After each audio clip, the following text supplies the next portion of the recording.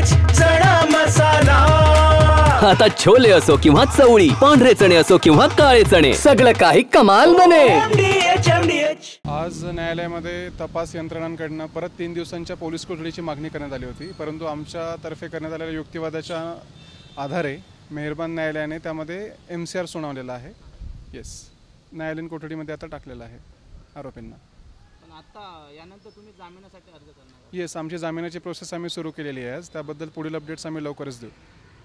वाह, काय आता मिळाली का चव? होय तर आता मिळाली खरी चव। MDH चंकी चाट मसाला, जीवनाला खऱ्या चवीचे रंग। असली मसाले साथ सच MDH।